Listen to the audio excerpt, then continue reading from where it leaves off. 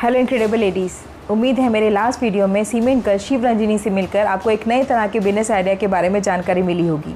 यदि आपको लगता है कि हम एक अच्छा काम कर रहे हैं तो प्लीज़ मेरे चैनल हर टॉक्स को सब्सक्राइब ज़रूर करें और बेल आइकन भी ज़रूर दबाएं। आज मैं आपको मिलवाने जा रही हूँ एक ऐसी महिला से जिसने धारा के बिल्कुल विपरीत चलते हुए क्लिनिकल, डायग्नोस्टिक और पैथोलॉजिकल सेक्टर में सफलता की ज़बरदस्त मिसाल रच दी है।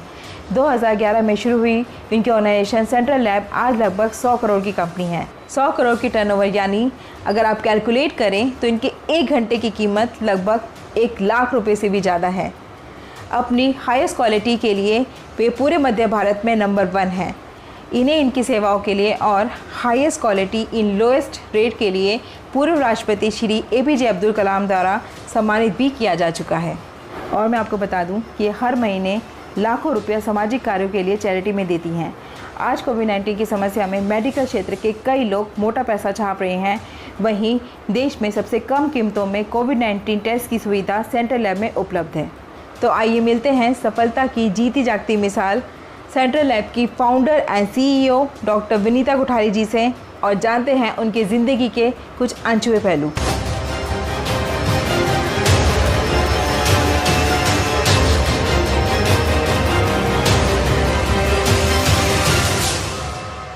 नमस्ते डॉक्टर विनीता कोठारी जी, आपका बहुत बहुत स्वागत है हमारे इस एक्सक्लूसिव फीमेल टॉक शो हर टॉक में। और आपका बहुत बहुत धन्यवाद जो आपने हमसे बात करने के लिए इतना कीमती समय निकाला। नमस्ते अंजू, और बहुत बहुत धन्यवाद एक इतना अच्छा फीमेल्स के लिए इंस्पायरिंग शो शुरू करने के लिए। और मैं तो सबको कहूँगी कि उनको आपके बेल आइकन को दबाना चाहिए, हर टॉक्स ज्वाइन करना चाहिए। Thank you so much ma'am. मैंने आपका थोड़ा सा परिचय मैंने अपने दर्शकों को पहले ही दे दिया है। अब सवाल ये है कि कैसे एक महिला एक ऐसी फील्ड में आई जहाँ पहले से ही पुरुषों का वर्चस्व था। तो मैम, आप क्या सोच कर आई और कब आई? मैंने जब MBBS किया था तो उस जमाने में MBBS के मार्क्स पे ही पोस्ट ग्रेजुएशन मिलता था। मतलब आप किस चीज़ के स्पेशलिस्ट बनेंगे ये निर्भर करता था कि आपको MBBS में कितने मार्क्स आए। तो मैं मेरिट में थी और मैं पीडियाट्रिक सर्जरी लेना चाह रही थी, जो मुझे मिल रहा था, लेकिन मेरी सगाई तय कर दी गई थी इंटर्नशिप में। और जो मेरी मदर इन लॉ थी वो गायनेकोलॉजिस्ट थी और उन्होंने मुझे सजेस्ट किया कि मुझे पैथोलॉजी लेना चाहिए। वो चाहती ये थी कि घर में बहुत सारे डॉक्टर्स हैं तो एक बहू ऐसा सब्जेक्ट ले कि घर भी संभाल सके और थोड़ा सा काम भी कर ले। तो इसी तरह से एक्सीडेंटली मैं पैथोलॉजी ले पाई। Okay ma'am. तो मैम, जब आप कॉर्पोरेट सेक्टर में काम करते थे, यानी सीधे तौर पे कहूँ जब आप नौकरी करते थे, उस समय आप में एंटरप्रेन्योर स्किल कैसे है? तो मैं कुछ ऐसा सोच के एंटरप्रेन्योर नहीं बनी। मैं लोगों की प्रॉब्लम्स देख के उसका सॉल्यूशन निकालने के लिए मैंने जो किया वो एंटरप्रेन्योरशिप की डेफिनेशन में फिट हो गया। तो मैं एक्चुअली गवर्नमेंट जॉब करती थी JJ हॉस्पिटल मुंबई में, मैं SR थी। उसके बाद मैंने KEM हॉस्पिटल मुंबई और साइन हॉस्पिटल मुंबई, जो कि म्यूनसिपल हॉस्पिटल है, वहाँ पे as a medical teacher and consultant काम किया। उसके बाद मैंने एक ट्रस्ट हॉस्पिटल ज्वाइन किया था और एंड में मैंने कॉर्पोरेट हॉस्पिटल किया। तो जब इनिशियली मैं गवर्नमेंट और म्यूनसिपल में काम करती थी तो मैं देखती थी कि पेशेंट्स को बहुत प्रॉब्लम आती थी और मुझे लगता था कि ये अफोर्डेबिलिटी नहीं होने के कारण।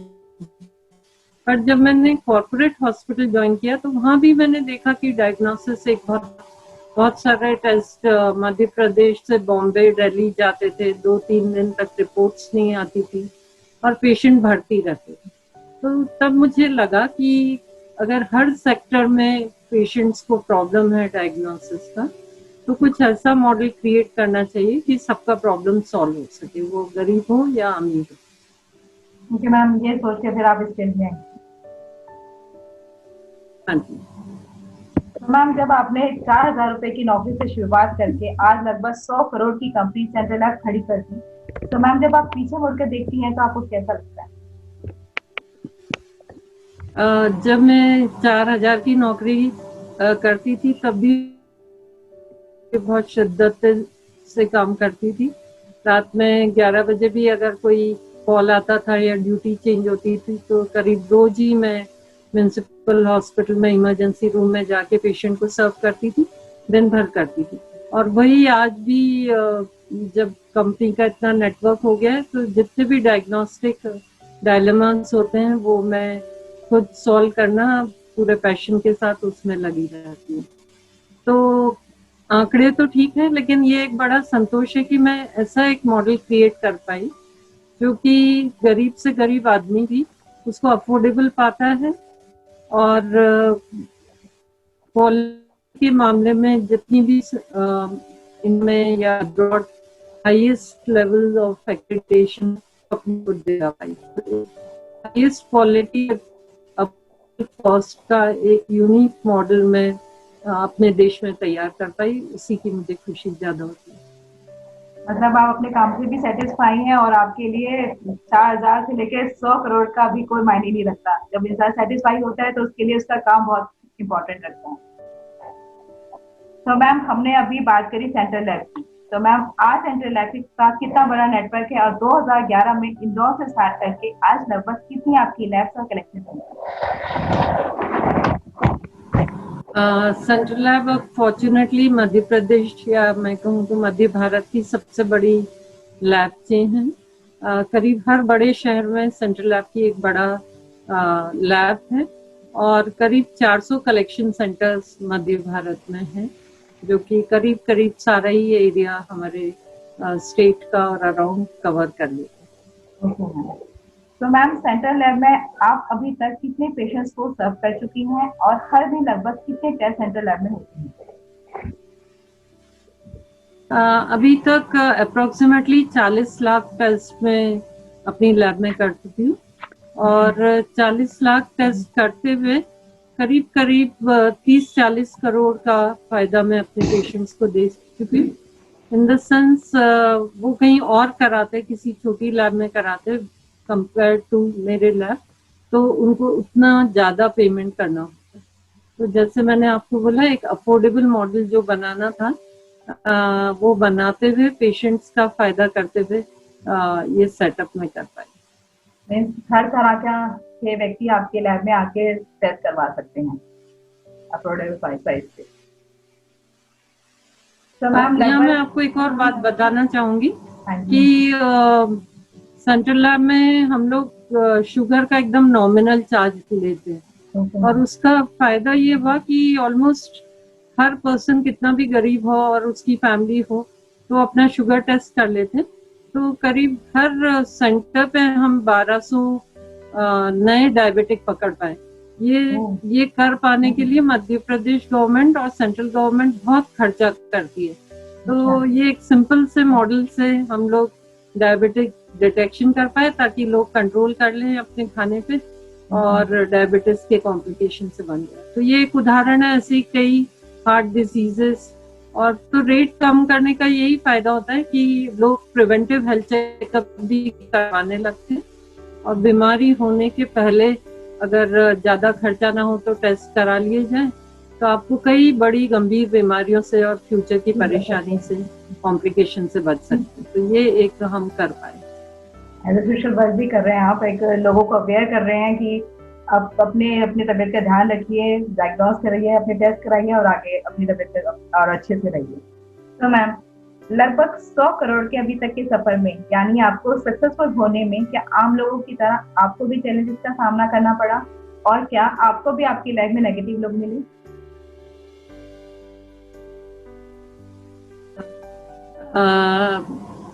जैसे सबको चैलेंजेस होते हैं ऐसे मुझे भी चैलेंज थे। तो नेगेटिव लोग मुझे कभी भी हरा ना पाए, कभी मुझे पीछे नहीं खींच पाए। सबसे ज्यादा मुझे रेजिस्टेंस, आपको आश्चर्य होगा, पैथोलॉजी वालों का ही था, जो सालों से एक ट्रेंड से प्रैक्टिस कर रहे थे। वो जाते थे, डॉक्टर्स को रिक्वेस्ट करते थे और टेस्ट लेते थे अपनी लैब के लिए। और वहीं मैंने ऐसा मॉडल शुरू किया जिसमें मैं डायरेक्ट पेशेंट को फायदा देती थी, और पेशेंट को डॉक्टर कहीं भी जाने का बोले वो खुद सेंट्रल लैब में आते थे। तो आई थिंक ये बहुत ही पैथोलॉजी के लिए ड्रीम कम ट्रू था। पर जो ट्रेडिशनल पैथोलॉजी प्रैक्टिस कर रहे थे, खास करके जो नेता थे या जो पोस्ट होल्डर्स थे, उन लोगों ने कोई मौका नहीं छोड़ा, कोई भरी सभा में भी, एकेडमिक सभा में भी सेंट्रल लैब के इस मॉडल को क्रिटिसाइज करने का कोई मौका नहीं छोड़ा। तो थोड़ा अजीब तो लगा, लेकिन मैं हतोत्साहित नहीं हुई। मुझे समझ में आ गया कि मैं जो कर रही हूँ शायद वो बहुत ज्यादा सही है और इसीलिए वो लोगों को परेशानी में डाल रहा है। कई डॉक्टर्स थे, खास करके झोला छाप, जिनको कुछ और एक्सपेक्टेशंस होते हैं लैब से, तो अगर उनके पेशेंट हमारे यहाँ आ जाते थे तो डॉक्टर अपने पेशेंट से लड़ते थे और उनसे कोई छोटी लैब में टेस्ट रिपीट करने का बोलते थे और उनको परेशान करते थे। कई बार परेशान होकर पेशेंट हमसे आर्ग्यू करते थे। तो उस पेशेंट की पूरी डायग्नोसिस डिस्कस करना, क्या साइंटिफिक बेसिस है जिस पे वो डॉक्टर मना कर रहे हैं, ऐसा एक एक पेशेंट के प्रॉब्लम सॉल्व करते करते वो स्थिति हो गई कि अब पेशेंट डॉक्टर बदल लेते हैं लेकिन लैब नहीं बदलते। तो मैम आज सबके लिए मैसेज है कि नेगेटिव लोगों को अवॉइड करो और अपने लाइफ की ओर आगे बढ़ो। तो मैम आप बल्कि मैं बोलती हूँ नेगेटिव लोगों को अवॉइड मत करो, जितना नेगेटिव बोलेंगे उससे आप दृढ़ हो जाओ कि आपको वो काम और अच्छे से करना है, और अगर उनकी बात में थोड़ी भी सच्चाई है तो उसको सॉर्ट आउट करो। सही बात है। तो मैम आप अपनी सेंट्रल लैब के आपके एम्प्लॉयज यानी आपकी टीम को कैसे मोटिवेट करती हैं और आपकी सफलता में आपकी टीम की क्या भूमिका है? देखिए, जैसे घर पे बच्चों का और फैमिली का रोल है, उसी तरह वर्किंग प्लेस पे हमारी टीम का रोल है। तो कभी भी मैंने उसको एक अलग नजरिए से नहीं देखा। मैं हमेशा उसको अपने परिवार की तरह ही अपनी टीम को देखते आई। हमेशा ये प्रयास रहा। उनको डांट भी बहुत पड़ती है, जैसे बच्चों को पड़ती है अगर गलत करें, और प्यार से और उनको आगे बढ़ाने के लिए जो भी ट्रेनिंग कोर्सेस हैं उसके लिए मैं हमेशा मोटिवेट करती हूँ और काफी ट्रेनिंग कोर्सेस ऑर्गेनाइज करती हूँ ताकि वो भी आगे बढ़े जीवन में। तो एज अ फैमिली इसको रन करने में, और आई थिंक फीमेल होने के कारण वो वाली फीलिंग शायद ज्यादा होती है, ये एक बहुत एडिशनल हेल्प रही मेरे को, और बहुत एंजॉय करती हूँ। हमेशा ही मैं घर पे होती हूँ, चाहे 12 घंटे काम कर रही हूँ या फिर घर पे हूँ, हमेशा वो घर वाली फीलिंग। सही बात है। अगर एम्प्लॉयज को ऐसा परिवार जैसा माहौल मिलेगा तो सेंट्रल लैब क्या सारे ऑर्गेनाइजेशन को आगे बढ़ने से कोई भी नहीं रोक सकता। तो मैम क्या आप अब भी अपनी लाइफ में अपने काम में गोल सेट करती हैं और आपका डेली रूटीन क्या है? मेरा तो एक ही गोल होता है कि अगर जैसे जैसे टीम बढ़ती जाए, तो जो मैंने मॉडल डेवलप किया और जिससे लोगों को इधर फायदा हुआ, वो मैं ज्यादा से ज्यादा शहरों में और गांव में, क्योंकि ये प्रॉब्लम हर जगह है, तो जितनी कैपेसिटी मैं बढ़ा सकूं और जितने ज्यादा जगह ये सेम अफोर्डेबल मॉडल दे सकूं हाई क्वालिटी का, वही मैं एक्चुअली गोल होता है मेरा। और दूसरा हमेशा ये होता है कि अगर हमारे देश में कोई भी एडवांस टेक्नोलॉजी आई है किसी भी लैब में, तो वो हमारे यहाँ भी मध्य भारत में सेंट्रल लैब में जरूर होना चाहिए ताकि उसका फायदा हमारे स्टेट को भी मिले। तो ये दो गोल पे मैं हमेशा काम करती हूँ, फाइनेंशियल गोल नहीं सेट करती। और मैम आपका डेली रूटीन क्या है? तो जैसे कि मेरी उम्र में सभी का होना चाहिए, सुबह योगा और फिर रनिंग। रनिंग ना कर सके तो वॉकिंग कर ले, कुछ तो करना जरूरी है। सही बात है। और उसके बाद फिर क्योंकि इतने सारे पेशेंट्स का लोड होता है, तो बाकी सब फिर एज अ रूटीन ही वर्किंग और रूटीन मिक्स हो जाता है, तो वो मैं पूरे लेकिन योगा जरूर बहुत फ्रेश रखता है और कितना भी काम करने की कैपेसिटी देता है। ये मैं सब दर्शकों को जरूर सजेस्ट करूंगी कि करना। तो यही आपकी फिटनेस का राज है। तो मैम आपका फ्यूचर विजन और मिशन क्या है? मेरा फ्यूचर विजन तो बहुत ही क्लियर है कि जो मैं कर सकी और जिस चीज से सबको फायदा हुआ, वो ज्यादा से ज्यादा लोगों को सेम सुविधाएं मिल सके कम रेट में। डायग्नोस्टिक मेरे हिसाब से इतना इम्पोर्टेंट है कि अगर सही डायग्नोसिस नहीं होगी तो ट्रीटमेंट सही नहीं होगा। और इसीलिए बहुत ज़्यादा ज़रूरी है कि डायग्नोसिस एक्यूरेट हो, और डायग्नोसिस में इतना खर्चा भी ना हो जाए कि पेशेंट को ट्रीटमेंट के पैसे ना बचे। तो इसलिए डायग्नोस्टिक टेस्ट अफोर्डेबल होना चाहिए। तो यही मैं चाहती हूँ कि ज़्यादा से ज़्यादा टेस्ट कम से कम रेट में हो सके, मरीजों की सही डायग्नोसिस और सही ट्रीटमेंट हो सके, और ये भी कि बीमार पड़ने का लोग इंतजार ना करें। प्रिवेंटिव हेल्थ चेकअप्स अगर हो जाए और समय रहते बीमारी पकड़ लें तो ज़्यादा खुश रहेंगे और कम कॉम्प्लिकेशन होंगे लाइफ में। बिल्कुल सही कहा आपने। और मैं विश कि आपने आपका जो विजन है और आपका जो मिशन है वो बहुत जल्दी कंप्लीट हो और आपने आपकी विजन में और आप बहुत आगे बढ़े। मैम आपने ये तो क्लियर कर ही दिया कि आप एक विजनरी लेडी हैं, तो मैम आपके हिसाब से विजन का क्या इम्पोर्टेंस है हर व्यक्ति की लाइफ में? विजन क्लियर होना बहुत ज़्यादा ज़रूरी है लाइफ में, चाहे आप कोई भी प्रोफेशन कर रहे हो, क्योंकि अगर आपका विजन क्लियर है तो रास्ते में कितने भी रोड़े आएंगे वो आपको तकलीफ नहीं देंगे, क्योंकि आपको एंड की मंजिल दिख रही है और आपको वहां पहुंचना ही है। तो कितनी भी परेशानियां आए, आप ये मान के चलिए कि वो आनी ही है, और अगर आप पैशन से और हार्ड वर्क से और पूरी ईमानदारी से और खास करके दूसरों का अच्छा सोचते हुए कुछ काम करेंगे तो आपको जरूर से सफलता प्राप्त होगी। तो यही मैं सबको एडवाइस देती हूँ। सही कहा आपने।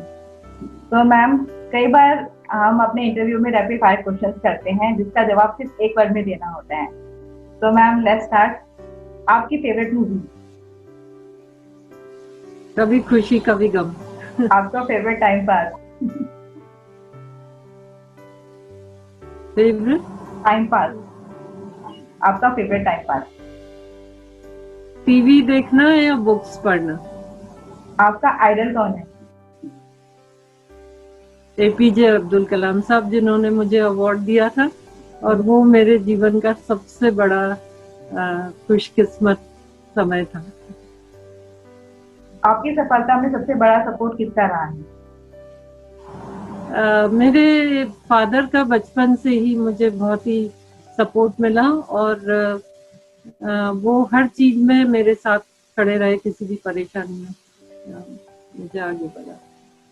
क्या डॉक्टर विनीता को गुस्सा आता है? हाँ, गुस्सा तो आता है, बच्चों से पूछेंगे तो, और स्टाफ से भी पूछेंगे तो आई थिंक यही होगा। सही कहा, वो तो ये बोलेंगे बहुत गुस्सा आता है। अगर आप अपनी लाइफ को एक वर्ड में डिस्क्राइब करें तो वो वर्ड क्या होगा? Happy, happy life. यदि कभी आप पर बॉलीवुड में कोई मूवी बने तो किस एक्ट्रेस को आप अपने किरदार में दिखना चाहेंगे? तब्बू को। मैम बहुत ही अच्छे आंसर है आपके।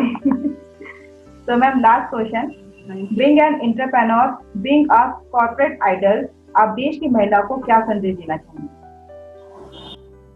मैं महिलाओं को एक बात बहुत ही अपने एक्सपीरियंस से उनसे कहना चाहूंगी कि उनको ये मान के चलना चाहिए कि लेडी होना एक ज्यादा एडवांटेजियस सिचुएशन है, क्योंकि भगवान ने हमको एक्स्ट्रा पेशेंस दिया हुआ है, मल्टीटास्किंग की कैपेसिटी दी है जो मेल्स के पास नहीं है।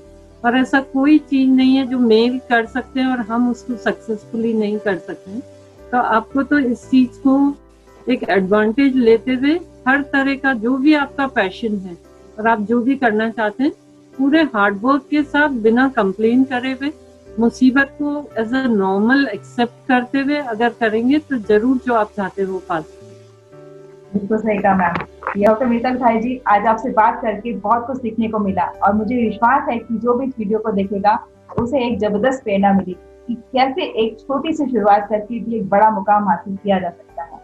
तो मैम आपने अपना इतना कीमती समय निकाल कर हमसे बात की, इसके लिए एक बार फिर मेरी और मेरी टीम की ओर से आपको बहुत बहुत धन्यवाद। बहुत बहुत धन्यवाद अंजू, और आपको बहुत शुभकामनाएं। ऐसे ही आप अच्छी स्टोरीज हमको बताते रहे ताकि सब को कुछ न कुछ सीखने को जरूर मिले आपके शो को। Thank you so much ma'am. तो दोस्तों, ये थी हमारी इनक्रेडिबल ओ वुमन या corporate idol doctor Vinita Kuthari जी इंदौर से। मैं आपको बता दूं कि सेंट्रल लैब बहुत जल्द ही फ्रेंचाइजी मॉडल स्टार्ट करने वाला है। सो इनसे जुड़ने के लिए नीचे दिए हुए और डिस्क्रिप्शन में दिए हुए ईमेल आईडीज़ पे आप मेल करके संपर्क कर सकते हैं। यदि आपने मेरे चैनल हर टॉक्स को अभी तक सब्सक्राइब नहीं किया है तो प्लीज़ मेरे चैनल को सब्सक्राइब ज़रूर करें और बेल आइकन भी ज़रूर दबाएं, जिससे कि आपको ऐसी इंस्पिरेशनल वीडियोस आगे भी मिलती रहें। बाकी हम फिर मिलते हैं ऐसी किसी ज़बरदस्त फीमेल पर्सनैलिटी के साथ। तब तक अपना ध्यान रखिए। मैं अंजू शैलेंद्र सिंह, आपका दिन शुभ हो।